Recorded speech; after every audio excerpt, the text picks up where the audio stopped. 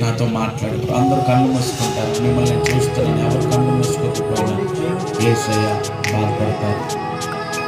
అందరూ కళ్ళు మూసుకొని, యవనస్తులు కూడా, తమ్ముళ్ళు, అన్నలు అందరూ ఇబ్బంది పడవద్దు. కళ్ళు మూసుకొని ఒక చిన్న మాట, ఒక చిన్న ప్రార్థన ఎవరికి వారుగా యేసు నామ స్మరణలో ఒక్కసారి, అయా చనిపోవడానికి ఈ లోకానికి వచ్చినటువంటి దేవుడు నువ్వు ఒక్కడే, చనిపోవడానికి పుట్టిన దేవుడు అయ్యా.